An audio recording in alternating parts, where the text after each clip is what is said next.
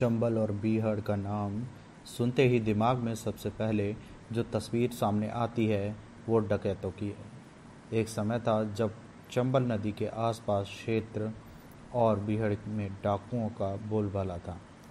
लोग डाकुओं के आतंक से परेशान थे, लेकिन आज ये इलाका सांस ले रहा है, खुली हवा का आनंद ले रहा है जैसे पहले लिया करता था।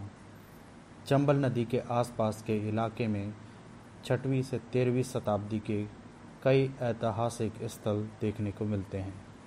इन्हीं ऐतिहासिक स्थल में एक है पढ़ावली।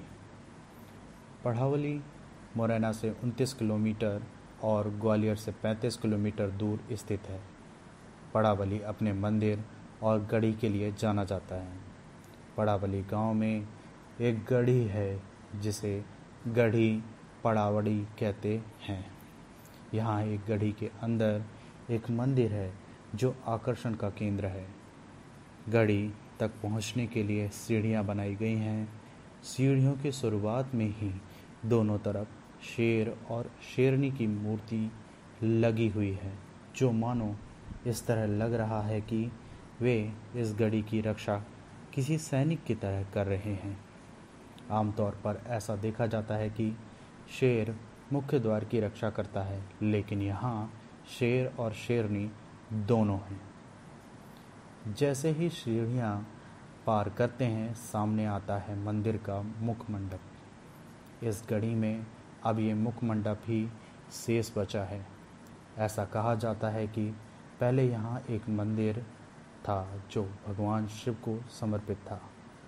मुख मंडप में नंदी की प्रतिमा स्थापित थी। ऐसा कहा जाता है कि इस मंदिर का निर्माण कछवाहा वंश के राजाओं ने 10वीं शताब्दी में करवाया था। मुख मंडप बेहद ही शानदार है।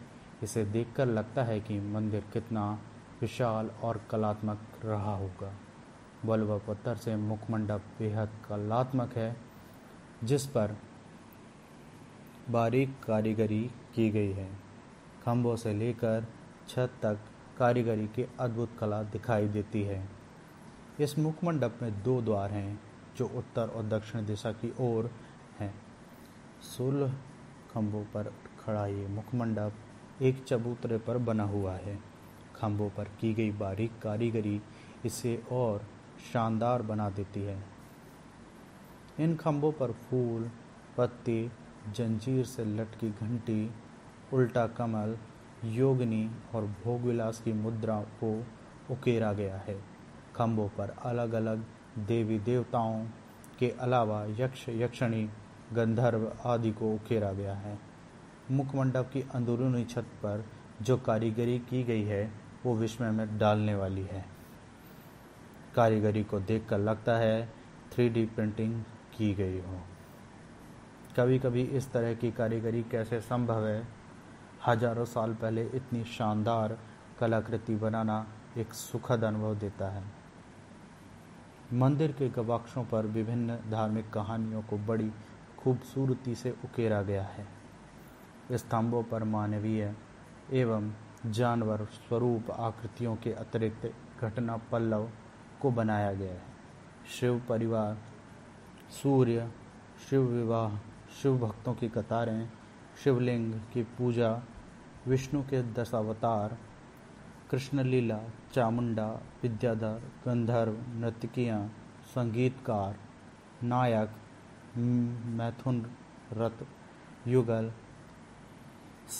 सही एवं संतुलित आकार में उकेरे गए हैं। मंदिर की अंदरूनी छत में सबसे ऊपर 3 फूल की आकृति बनी हुई है। इन फूलों में एक पूरा खिला हुआ है और 2 आधे खिले हुए फूल हैं। ये सब देखकर मन करता है कि इन्हें बस देखते रहें। मंदिर के अवशेषों में प्राप्त एक विशाल नंदी की प्रतिमा से प्रतीत होता है कि ऊंचे अधिष्ठान पर निर्मित यह एक शिव मंदिर था।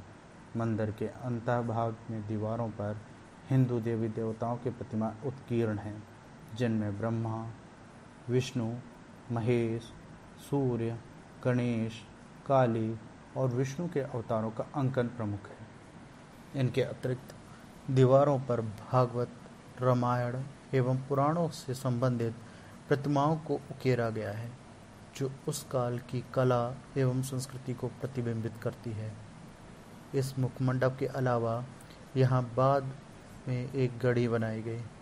इस गढ़ी का निर्माण गोहद के जाट राजाओं ने 19वीं शताब्दी में करवाया था। बाहर से पत्थर की ऊंची ऊंची दीवार से बनी इस गढ़ी में कमरों के अलावा एक बावड़ी और कुआं भी है।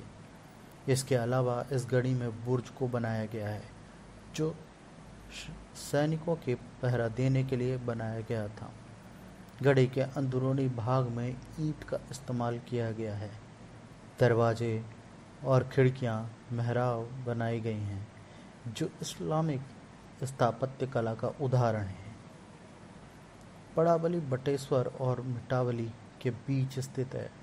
बटेश्वर और मिटावली दोनों बेहद शानदार जगह हैं जो मुरैना जिले की शान है। आप एक बार जरूर पड़ावली जाएं। विनय कुशवाहा।